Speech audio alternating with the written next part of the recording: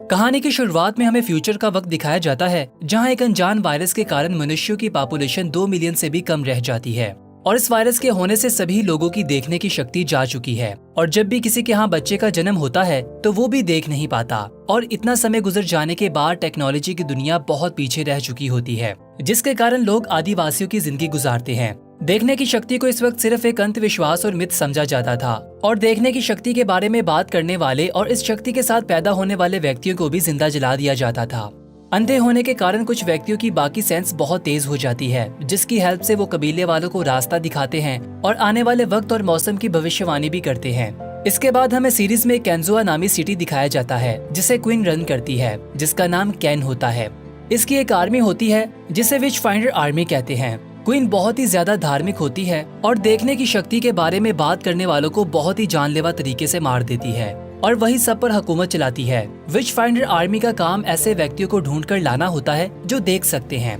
Queen technology के दौर से बचे हुए डैम को कंट्रोल करती है और वही इसकी मालिक होती है और इस पर कब्जा करके वहीं पर इसका महल बनाया गया होता है। इसके बाद हमें सीरीज में एल्कनी कबीला दिखाया जाता है, जो घने जंगलों के बीच में बना होता है, जिसका एक सरदार होता है जो बहुत ही नाडर और ताकतवर होता है। इसका नाम बाबा वॉस होता है। फिर हमें कबीले में बाबा वॉस की पत्नी मैगरा दिखाई जाती है, जो बच्चे को जन्म देने वाली है और इसकी मदद करने के लिए कबीले की बुजुर्ग महिला पेरिस इसकी मदद कर रही होती है। मैगरा कबीले के सरदार और अपने पति बाबा वॉस के बारे में पूछती है, जिस पर पेरिस उसे बताती है कि वो बाकी आदिवासियों के साथ कबीले से बाहर इससे भी ज्यादा अहम काम के लिए निकले हुए हैं। तो दोस्तों, यहाँ पर हमें पता चलता है कि कबीले पर विच फाइंडर्स का हमला होने वाला है, जिन्हें लगता है कि मैगरा एक विच है और इसे और इसके बच्चों को मारने के लिए इनके रास्ते में जो भी आएगा वो इनकी जान ले लेंगे। कबीले के लोग अपने सरदार की पत्नी की सुरक्षा के लिए एकजुट होकर लड़ने के लिए तैयार हो जाते हैं। अंधे होने के बावजूद वो लड़ाई में काफी माहिर होते हैं और बाकी सेंस यानी सूंघने और सुनने की शक्ति से इस बात का पता लगा लेते हैं कि विच फाइंडर यहाँ से करीब ही है और 200 लोगों के साथ वो बहुत सारे हथियारों के साथ इस पर हमला करने वाले हैं। बाबा वो सभी लोगों की हिम्मत बढ़ाता है और धार्मिक नाच करते हुए जंग का भोपो बजाकर सभी लोगों से ये वादा करता है कि वो कबीले की सुरक्षा के लिए अपनी जान देने को भी तैयार है। सभी लोग अपने लीडर की बात मानते हुए जंग के लिए तैयार हो जाते हैं।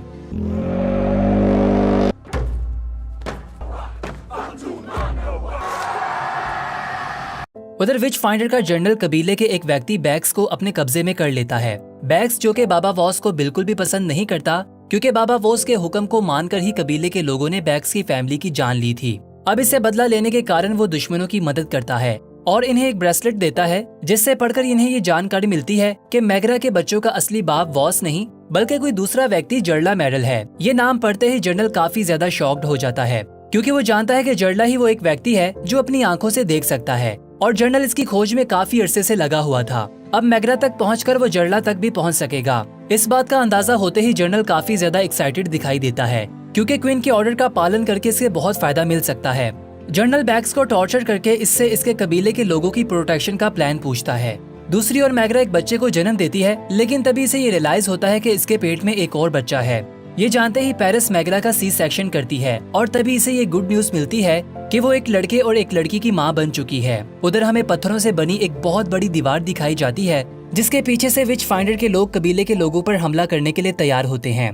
कबीले के लोग विच फाइंडर की आर्मी का मुकाबला करते हैं और जब इन्हें महसूस होता है कि आर्मी इन पर हावी हो रही है तो वो रस्सी काट देते हैं, जिससे बॉर्डर पर लगे पत्थर आर्मी पर गिरने लगते हैं और इसी के कारण विच फाइंडर की आधी आर्मी पत्थरों के नीचे दबकर मर जाती है। लेकिन तभी बाबा वॉस को ये फील होता है कि आर्मी के आधे लोग बच गए हैं, जो जनरल के साथ मिलकर तूफान के थम जाने के बाद फिर इन पर हमला करेंगे। इसके बाद हम देखते हैं कि बाबा वॉस अपनी पत्नी और अपने बच्चों से पहली बार मिलता है, लेकिन इनके फ्यूचर के बारे में काफी परेशान दिखाई देता है। कबीले के लोग सरदार को इस बात के लिए फोर्स करते हैं कि वो मैगरा और इसके बच्चों को विच फाइंडर्स के हवाले कर दे, ताकि कबीले के लोग चैन की जिंदगी जी पाएं। लेकिन बाबा वॉस ऐसा नहीं करता। तभी कबीले के लोग और सरदार के बीच में पेरिस आ जाती है और इन्हें बताती है कि आपस में लड़ने की बजाय हमें एक हिडन रास्ते से एक ब्रिज तक जाना होगा, जिसके बारे में कोई भी नहीं जानता, और इस ब्रिज को पार करके वो यहाँ से निकल जाएंगे। सभी लोग इस बात पर एग्री होकर इस ब्रिज तक पहुँच जाते हैं और जब वो आधे ब्रिज तक पहुँचते हैं तभी जनरल और इसकी आर्मी के लोग वहाँ पर आ जाते हैं। लेकिन इन्हें ये बात रियलाइज नहीं होती कि यहाँ पर कोई ब्रिज है। जब कबीले के लोग ब्रिज को पार कर लेते हैं तभी जनरल को ब्रिज के बारे में पता चलता है अब वो भी ब्रिज को पार करने की कोशिश करते हैं, लेकिन सरदार ब्रिज की रस्सी को काट देता है, जिससे आर्मी के कुछ और लोग भी गिरकर मर जाते हैं और बाबा वॉस बैग्स को भी अपनी ओर खींच लेता है, क्योंकि वो अभी भी कबीले का मेंबर है। जनरल इस बार भी नाकाम हो जाता है और अपनी आर्मी के साथ वापस चला जाता है। जनरल की नाकामी की खबर एक हुक के जरिए से क्वीन तक पहुंचती है। क्वीन अपनी हार के बारे में काउंसिल के मेंबर्स को इन्फॉर्म करती है और यहाँ पर हमें पता चलता है कि जर्ला ने क्वीन की बहन को मारा था, तभी वो इससे बदला लेना चाहती है। काउंसिल की नजर में देखने की शक्ति का होना एक शैतानी शक्ति जैसा है और इसीलिए इन्हें जर्ला और इसके दोनों बच्चों की जान लेना होगी। सभी लोग क्वीन की बात पर एग्री करते हैं और वो तीनों को मारने के लिए विच फाइंडर की एक और आर्मी इनकी ओर भेजते हैं। दूसरी ओर हम कबीले के लोगों को एक चट्टान पर खड़ा हुआ देखते हैं, जहां मैग्रा कबीले वालों को जर्ला की असलियत के बारे में बता देती है कि इसके पास देखने की शक्ति थी और वही इस बच्चों का असली पिता है। वो किसी भी धर्म पर विश्वास नहीं करता और इसके हिसाब से वो देखने की शक्ति से दुनिया को एक खूबसूरत जगह बना देगा। मैग्रा कबीले वालों को जर्ला की बताई हुई एक ऐसी जगह पर ले जाती है जो मैजी की तरह है, यानी वहाँ और कोई नहीं आ सकता। सभी लोग इस वैली में आ जाते हैं और वहाँ आकर खुद को सुरक्षित फील करते हैं। फिर इसके बाद हम बाबा वॉस को अपने दोनों बच्चों के साथ देखते हैं, जहां वो एक नदी के किनारे लंबी सांस ले रहा होता है। तभी हमें ये बात नोटिस करवाई जाती है कि दोनों बच्चों के पास भी देखने की शक्ति है। कुछ समय के बाद हम बाबा वॉस को घने जंगलों में अपने बच्चों के साथ खाने की तलाश में भटकता हुआ देखते हैं। तभी अचानक एक बहुत ही भयानक भालू इन पर हमला कर देता है। बाबा वॉस इस भालू से मुकाबला करने की कोशिश करता है, लेकिन नाकाम रहता है। तभी अचानक से एक तीर इस भालू को जाकर लगता है और वो तीर चलाने वाला कोई और नहीं बल्कि बच्चों का पिता जर्ला होता है, जो दोनों को देखकर काफी ज्यादा खुश दिखाई देता है और बाबा वॉस को एक बॉक्स का पता बताता है और इसकी चाबी देता है और इससे ये बताता है कि 12 साल होने के बाद इन बच्चों को ये डब्बा दे दे। इस डब्बे में क्या था ये बताए बगैर जर्ला वहाँ से निकल जाता है। बाबा वॉस इसे आवाजें देता है, लेकिन वो यहाँ से जा चुका होता है। बैक्स, जो कि अभी भी दुश्मन लोगों की मदद करना चाहता है, बाबा वॉस की आवाज को सुन लेता है और इसके बारे में अपनी चची को बताता है। बाबा वॉस की ऑर्डर पर बैक्स के पेरेंट्स को मार दिया गया था। इसी बात के कारण इसकी बाकी फैमिली बाबा वॉस के खिलाफ है। इस बारे में जानकारी लेने के लिए वो एक लड़की शैडो की मदद लेते हैं। इसके पास इनविजिबल रहने का टैलेंट है, यानी वो कबीले में रहती है, लेकिन आज तक कोई भी इन्हें महसूस नहीं कर पाया।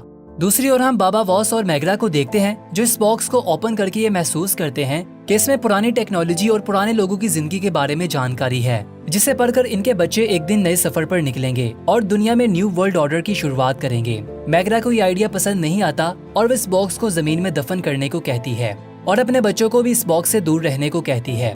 तभी पेरिस और बाबा वॉस इस बात को नोटिस करते हैं कि इनकी ये बातें कोई सुन रहा है। ये जानते ही बाबा वॉस शैडो का पीछा करने लगता है। शैडो बैग्स से झूठ बोलती है कि बाबा वॉस अपने बच्चों के साथ खेल रहा है, लेकिन बैग्स अपना प्लान बना लेता है और रोजाना एक बॉटल में संदेश डालकर नदी में फेंक देता है ताकि वो क्वीन तक पहुंच जाए, जिसे पढ़ते ही जर्नल कबीले तक पहुंच जाएगा। दूसरी ओर हम जर्नल को कबीले के लोगों पर जुल्म करता हुआ देखते हैं, जो कई साल गुजरने के बाद भी बाबा वॉस और इसके कबीले को नहीं ढूंढ पाए और इसी फ्रस्ट्रेशन में आकर वो कई लोगों की जान ले चुका होता है और कई कबीलों को आग लगा चुका होता है। उधर डैम के बीच रानी को जर्नल की ओर से ये मैसेज मिलता है कि वो जंग खत्म करके वापस आना चाहते हैं, लेकिन तभी इसे ये रियलाइज होता है कि इस मैसेज के साथ छेड़खानी की गई है, क्योंकि काउंसिल के लोगों को इस बात पर यकीन नहीं रहा, क्योंकि वो कबीले के लोगों की भलाई की बजाय विच फाइंडर आर्मी के द्वारा लोगों की जान लेती है और ऐसा करने से इसको कोई भी फायदा नहीं हो रहा, जिसके कारण लोग इसके खिलाफ हो जाते हैं। क्वीन इसके खिलाफ होने वाले काउंसिल के लोगों को फांसी पर लटकाकर इन्हें करंट लगाकर मार देती है। इसके बाद सीरीज में 3 साल का समय गुजार दिया जाता है, जहां हम मैग्रा के दोनों बच्चे यानी काफन और हैनिवा को देखते हैं, जो काफी बड़े हो चुके होते हैं और अपने देखने की शक्ति को कबीले से छुपा कर रखते हैं। लेकिन कबीले में किए जाने वाले रिचुअल्स और इनके रहन सहन को वो देखकर काफी निराश जिंदगी गुजारते हैं। आखिरकार 12 साल का समय गुजर जाता है और वो दोनों बड़े हो जाते हैं। फिर हम मैग्रा और पेरिस को तालाब के किनारे पर बातें करता हुआ देखते हैं, जहां वो डिस्कस करते हैं कि दोनों बच्चों के पिता के बताए हुए रास्ते पर इन्हें चलना चाहिए या फिर नहीं। मैग्रा पेरिस को बताती है कि वो चाहती है कि इसके बच्चे नॉर्मल जिंदगी जिएं, लेकिन पेरिस इसे बताती है कि इसे अपने बच्चों को इनकी जिंदगी का फैसला खुद करने देना चाहिए, ताकि वो हमसे बेहतर जिंदगी जी पाएं और इन्हें बॉक्स दे देना चाहिए। इसके बावजूद रात होते ही पेरिस दोनों बच्चों को बुलाकर इन्हें बुक्स दे देती है, लेकिन वो बुक्स लेने से इनकार कर देते हैं, क्योंकि वो अपनी माँ को निराश नहीं करना चाहते। कुछ समय के बाद हम काफिन और हैनिवा को बुक्स के बारे में डिस्कस करता हुआ देखते हैं और इन्हें लगता है कि इन्हें इन बुक्स को पढ़ना चाहिए। बाबा वॉस अपने बच्चों को ये बात करते हुए सुन लेता है और इसके बारे में पेरिस को भी बताता है और मैग्रा से इस बात को सीक्रेट रखने को कहता है, वरना वो किताबों को जला देगी। बाबा वॉस भी यही चाहता है कि बच्चे अपना रास्ता खुद चुने। फिर कुछ महीनों के बाद हम काफिन और हैनिवा को चोरी छुपे बुक्स की पढ़ाई करता हुआ देखते हैं। दोनों अल्फाबेट सीख लेते हैं और सेंटेंस को भी पढ़ने के काबिल हो जाते हैं। और इसी तरह इन्हें पास्ट के लोगों की जिंदगी के बारे में जानकारी मिलती है कि वो हमसे कितना एडवांस थे और कैसे जिंदगी गुजारते थे। इसके बाद दूसरी ओर हम देखते हैं कि एक लड़की को नदी के किनारे बैग्स की बेची हुई वो बोतल मिल जाती है और दूसरी ओर हम जर्नल को क्वीन के पास कई सालों बाद वापस आता हुआ देखते हैं।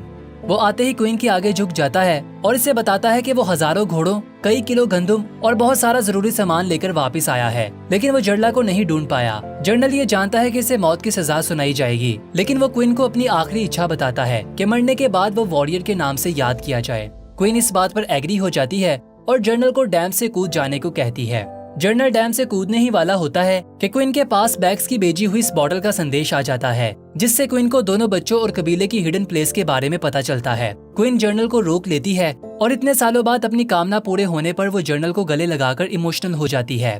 दूसरी ओर कबीले में हॉर्न बजता है, जिसे सुनकर सभी एक जगह इकट्ठा हो जाते हैं और काफन और हैनिवा भी वहाँ पर आ जाते हैं, जहाँ सबको पता चलता है कि बैग्स अपनी आंटी के साथ रिलेशन में था, जिसके कारण इनके यहाँ एक ऐसे बच्चे का जन्म होता है जो कि नॉर्मल नहीं होता। यहाँ कबीले वालों के लिए एक नई समस्या खड़ी हो जाती है, क्योंकि कबीले की संख्या बहुत कम रह जाती है, जिसके कारण लोग अपने रिश्तेदारों से ही संबंध बनाने लगते हैं। पेरिस सभी लोगों को ये मशवरा देती है कि इन्हें बाकी कबीले वालों के साथ मिलकर ताल्लुकात बनाने होंगे, ताकि अपने कबीले की संख्या को बढ़ाकर इस प्रॉब्लम को सॉल्व किया जा सके। अपने बच्चों की सुरक्षा के बारे में सोचते हुए सरदार इस फैसले को खतरनाक बताता है, क्योंकि ऐसा करने से क्वीन इन्हें ढूंढ लेगी। लेकिन सभी लोग पेरिस के साथ हो जाते हैं, जिसके कारण बाबा वॉस को अपने बच्चों को छोड़कर अभी कबीले वालों के साथ जाना पड़ता है। अगली सुबह बाबा वॉस, मैग्रा, पेरिस और कबीले वालों के साथ एक फेस्टिवल में भाग लेने के लिए निकलते हैं और रात होते ही वो फेस्टिवल में पहुंच जाते हैं। काफन और हैनिवा भी इनका पीछा करते हुए वहाँ पर आ जाते हैं। तभी दोनों को रियलाइज होता है कि ये कोई फायर फेस्टिवल है, जिसमें वो लोगों को जलाने वाले हैं, क्योंकि इन पर झूठा आरोप है कि वो देख सकते हैं। पादरी फेस्टिवल को शुरू करते हैं और बेकसूर लोगों को आग लगा देते हैं। उन्हें जलता हुआ देखकर कबीले के लोग इसके इर्द गिर्द नाचने लगते हैं और एक दूसरे के साथ मिलन करने लगते हैं। ये देखकर हैनिवा काफी गुस्से में आ जाती है और इन पर चिल्लाती है, जिससे काफन इसे खामोश रहने को कहता है। बाबा वॉस और मैग्रा भी इस फेस्टिवल के बारे में जानकर काफी दुखी नजर आते हैं। पेरिस इन्हें बताती है कि क्वीन के किए जाने वाले रिचुअल्स और इसकी फैलाई गई बातें हर तरफ फैल रही हैं, जिसके कारण लोग मासूम लोगों की जान ले लेते हैं। काफन इस फेस्टिवल से दूर निकल आता है क्योंकि इसकी हालत खराब होने लगती है, लेकिन इसका सामना एक ऐसे किडनैपर से हो जाता है जो लोगों को बंदी बनाकर बेच देता है। वो काफन को बंदी बना लेता है। काफन को पता चलता है कि वो अकेला नहीं बल्कि इसके कबीले के और भी बहुत सारे बच्चों को बंदी बना रखा है। फिर हम देखते हैं कि हैनिवा को अपने भाई के गुम हो जाने का पता चलता है और वो अपने पेरेंट्स को इसके बारे में बताती है।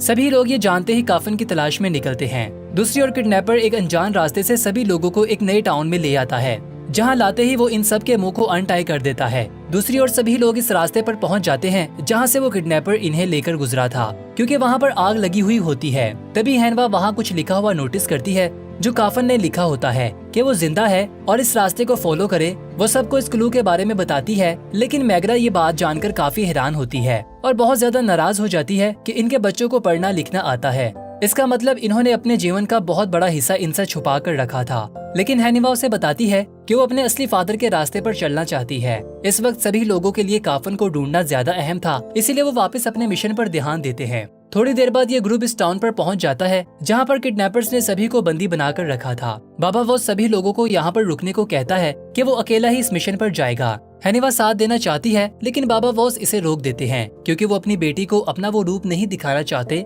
जिससे वो लोगों की जान लेगा, क्योंकि इसने अपनी जिंदगी में बहुत सारे लोगों को बहुत बुरे तरीके से मारा है। बाबा वॉस टाउन में एंटर हो जाता है और वहाँ खड़े एक पहरेदार को बंदी बनाकर इसकी जगह पहुँच जाता है जहाँ किडनैपर ने सभी लोगों को रखा होता है। काफन अपने पिता को देखते ही इसे सिग्नल देता है